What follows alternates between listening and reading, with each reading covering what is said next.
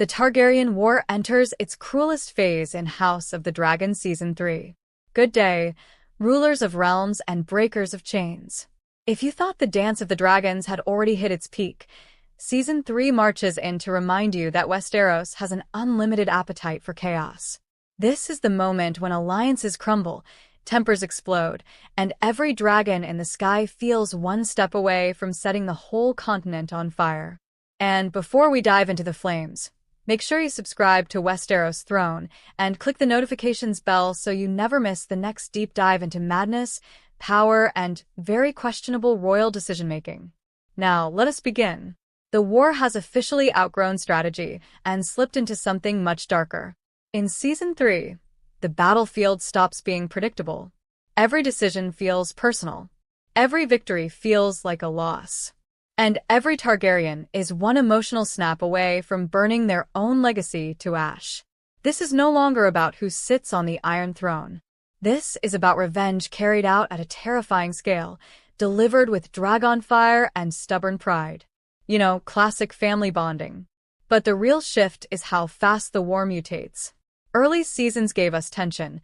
Now the tension has grown fangs. You can feel it in the air, like the moment right before a storm hits, and even the trees look nervous. Rhaenyra is no longer holding her grief in. Aegon is no longer pretending he understands ruling. Alicent's patience has evaporated faster than wine at a wedding feast. And Daemon, well, Daemon is simply Daemon, which is more dangerous than anything else. The Rogue Prince hit Season 3 like a lightning bolt that has not checked in with the weather forecast.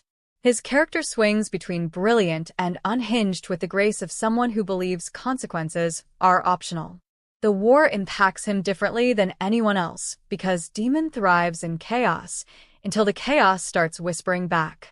His hallucinations, guilt, and spiraling aggression give the season its sharpest edges. The writers know fans love him, and that is exactly why they push him into darker and darker corners. They want you to root for him, while questioning why you ever did. And let us not overlook the silent tension between Rhaenyra and Daemon. Their once powerful partnership now feels like two dragons circling each other, unsure whether to land together or fight midair.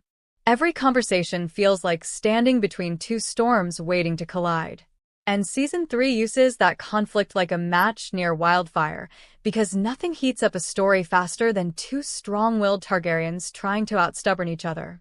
Now glide with me into another hook, because what is a Targaryen war without political chaos simmering in the background? If Season 3 proves anything, it is that small councils should really come with emotional support teams. King's Landing is bursting with tension. Aegon's rule is cracking faster than an ancient stone wall hit by siege engines. His advisors are scrambling. His supporters are losing faith. Aegon himself is unraveling in ways that make you wonder whether any amount of royal training could have prepared him for this. Half the time he seems furious, the other half he seems lost, and the rest he is searching for someone else to blame.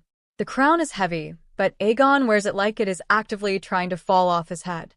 Meanwhile, Aemond grows more confident and more dangerous. He walks through the season with icy focus, the kind that makes everyone around him uncomfortable. If Aegon holds the throne, Aemond holds the real power behind it. Their dynamic becomes a key pillar of Season 3's cruelty. Aemond pushes the war forward with precision. Aegon follows with pride. It is like watching fire push wind while the wind tries desperately to look like it is in charge. Onward we go, because dragons are not taking a back seat this season. Season 3 treats dragons not as weapons, but as characters with emotions and instincts. They react to their riders' fear, anger, and desperation. When the war reaches its cruelest points, the dragons do not simply obey, they respond. That is when the season becomes unpredictable. Because a rider may give an order, but a dragon might have its own interpretation of the situation. And the results are never peaceful. Every dragon seen this season carries real emotional weight.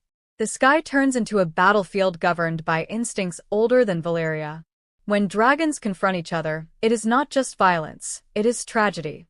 These creatures understand loyalty, rivalry, and threat, but war pushes them into decisions that leave both sides shattered. Even without graphic detail, the emotional force hits hard. The series reminds us, dragons are magnificent, but war does not care about magnificence. With that, brace yourself for the next shift, because alliances are melting faster than snow in Dragonstone's hot springs. Season 3 exposes how fragile every promise becomes under pressure. Houses that once pledged their loyalty start hesitating. Lords look at the destruction and begin questioning whether any throne is worth this level of ruin. And the shifting loyalties add layers of unpredictability. You cannot assume any house will stay loyal. You cannot assume any alliance is permanent.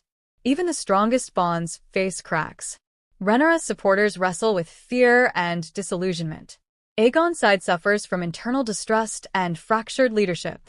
Every alliance in Season 3 feels like a rope stretched to its limit, and every political conversation feels like a negotiation with flames licking at the door.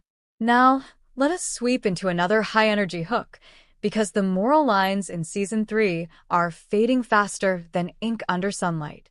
The Dance of the Dragons was never a war with clear heroes and villains, but Season 3 fully commits to the moral complexity. Every character justifies their choices in a way that makes sense, from their perspective. Rhaenyra fights to reclaim a stolen throne. Aegon fights to defend a crown placed on his head by his mother and grandfather. Alicent tries desperately to keep her fractured family together. Daemon seeks validation wrapped in fire and fury. There is no clean path. No side escapes the cost. And that is what makes this phase of the war its cruelest. Every choice hurts someone. Every victory destroys something. Every loss feels like another step into darkness. Season 3 excels at revealing the emotional toll of war. Characters are exhausted, shaken, and stretched thin. Even the strongest Targaryens begin to feel the cracks forming. And when they try to stay firm, you can see the strain behind their eyes. That emotional realism is what makes this season so effective. It is not the scale of the war. It is the psychological unraveling that hits hardest. Let us shift once more, smooth and sharp, into how the show builds tension. House of the Dragon Season 3 uses pacing like a weapon. Quiet moments become suspicious. Strategic meetings feel like countdowns.